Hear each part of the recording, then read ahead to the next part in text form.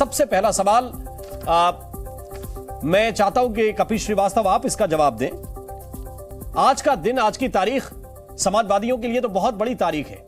आज जेपी को याद नहीं किया जा रहा है, आज लोहिया जी को याद नहीं किया जा रहा है। इसकी क्या मुख्य वजह यह है कि गठबंधन की बात बन रही है इसलिए? देखिए, एक दिन पे किसी को याद किया जा सकता है क्या? क्या कोई एक दिन वर्तमान के देश से बड़ा हो सकता है क्या? तो बात सिर्फ इस चीज की है कि जो एक आपातकाल का समय था और जब देश पर खतरा था तो हम सब एक थे, और आज एक आपातकाल का समय है जो अघोषित आपातकाल है। संविधान की चूलें हिला दी गई हैं, बड़े बड़े नेताओं को जेल भेज दिया गया है, मीडिया पे एक तरफा एक छत्र राज कर रही है मोदी सरकार, लोग जिसे गोदी मीडिया के नाम से जान रहे हैं। तमाम चीजें पीएमओ कार्यालय से बताई जाती हैं कि डिबेट कब होगी, किस पर होगी, कैसे होगी, कब किसकी आवाज कम करनी है, कब किसकी आवाज ज्यादा करनी है। तो ये सारी चीजें आज चल रही हैं। जिस तरीके से प्रदेशों की सरकार को अस्थिर किया जा रहा है, गिराया जा रहा है, इतने बड़े रेल हादसे को भी सेलिब्रेट कर रही है सरकार। तो ये सारी चीजें कब होती हैं? जब देश के हालात बहुत ही ज्यादा बिगड़ जाते हैं।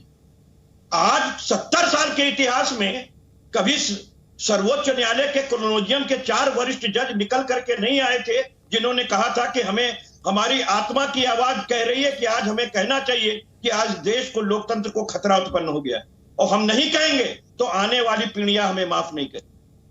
आज पैक्सेस जैसी चीजों को लगा करके संवैधानिक अधिकारों का हरण किया जा रहा है भारतीय जनता पार्टी की सरकार के द्वारा, और पूरे संसद में पैक्सेस पर एक लाइन भी बात करने के लिए तैयार नहीं, भले संसद में पैसा खराब हो।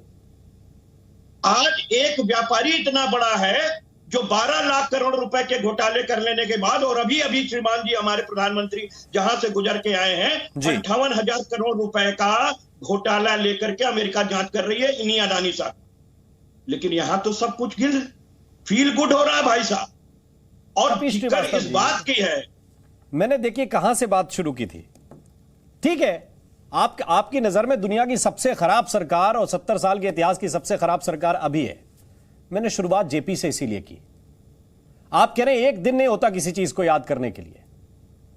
हम 15 अगस्त मनाते हैं, हम 26 जनवरी मनाते हैं, हम किसी की जयंती मनाते हैं, किसी की पुण्यतिथि मनाते हैं। जो किसी व्यक्ति के संघर्ष का सबसे महत्वपूर्ण पड़ाव हो, उस दिन आप कह रहे हैं कि वो कोई दिन नहीं होता। ठीक है, राजनीति अपनी जगह है, और जितने आपने आरोप लगाए हैं उनके समय पे जवाब शाजिया इल्मी जी देंगी।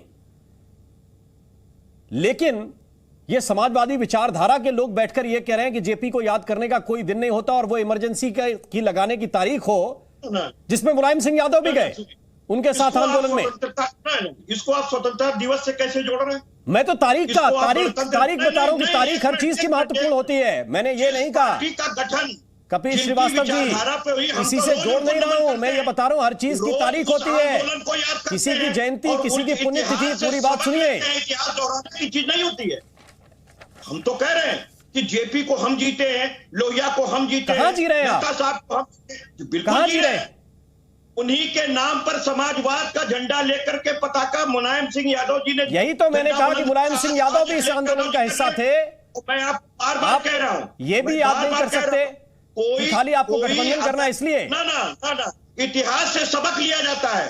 जो बुरा इतिहास है उसको बार बार दोहरा करके नए इतिहास का निर्माण नहीं किया जाता, और ये सरकार तो वही कर रही है। तो क्या सबक लिया आपने?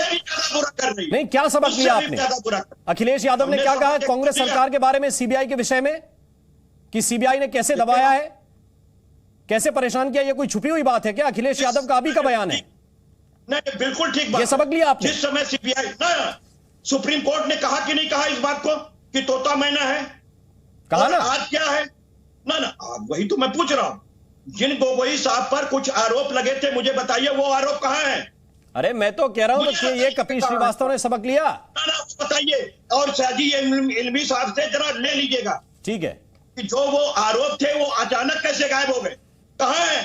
शाजिया इल्मी जी, की आप हिला रहे हैं। शाजिया इल्मी जी, क्या आप इतने पुराने इतिहास को, शाजिया इल्मी जी अगर आपको आवाज मिल रही हो, 1975 के इतिहास को आप लोग आज इतना जोर शोर से क्यों क्यों याद कर रहे हैं? इसके पीछे की क्या वजह है? इसके पीछे राजनीतिक वजह है शाजिया जी? मुझे इतना अफसोस हो रहा है, समाजवादी पार्टी के प्रवक्ता, सोचिए जिस पार्टी की स्थापना मुलायम सिंह यादव ने की है, वो उस पार्टी के प्रवक्ता जोर शोर से दुनिया भर की बातें कर रहे हैं, लेकिन क्या हाल हुआ था मुलायम सिंह यादव का, लालू प्रसाद यादव का, नीतीश कुमार जी का, जो कल परसों तक कांग्रेस के साथ मिलकर मोदी सरकार के विरोध में एक नया मोर्चा खोलने की बात कर रहे हैं।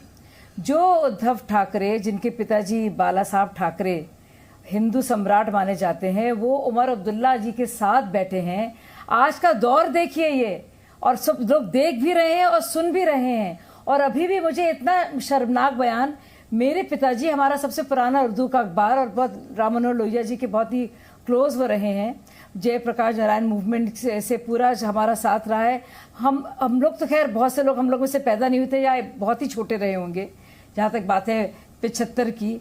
लेकिन आज के दिन वो सबसे काला अध्याय देश का, हमारी लोकतांत्रिक हिस्ट्री का, उसको बात करने से दूर भाग रहे हैं वो प्रवक्ता जिनकी पार्टी अस्तित्व में आई इसी काले अध्याय के वजह से और इस कालखंड के वजह से। और आप ये सोचिए, इस काला जो अध्याय रहा है हमारे देश का, और कपीश जी ये बोलने से भी घबरा रहे हैं, संकोच कर रहे हैं कि राहुल गांधी जी की दादी ने, उनके पार्टी के संस्थापक और सारे सोशलिस्ट लीडर्स हमारे हैं, उनकी क्या हालत और देश की क्या हालत की थी, क्या खस्ता हाल में हमारी लोकतांत्रिक प्रणाली थी उस वक्त पर, जिसके बाद में बाकायदा सुप्रीम कोर्ट में भी और हर जगह बदलाव आए। मतलब वो दिन याद नहीं रखना चाह रहे हैं, लेकिन क्यों सिर्फ इसलिए। और नहीं, मुझे बात खत्म करने दीजिए, आप बहुत लंबा बोले हैं कपीश जी और दुनिया भर की बातें किए। ऐसी दमनकारी पार्टी का साथ आप लोग दे रहे हैं क्योंकि आपकी खुद की पार्टी का अस्तित्व वहीं से आया है।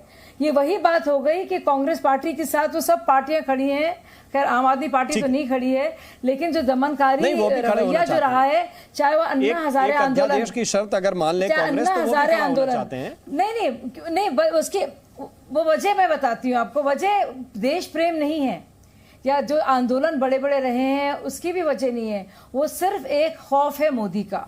ये मोदी खौफ के चलते कपीश जी भर्रा के बोल रहे हैं। लेकिन जिस ऐसा डर क्यों बनाना किसी में, शाजिया इल्मी जी, ऐसा डर क्यों बनाना किसी में कि आप कह रहे हैं मोदी का खौफ है? ये ऐसा डर है, प्राइम मिनिस्टर है देश के, देश चलाने के लिए है कि खौफ बनाने के लिए है? खौफ है ये।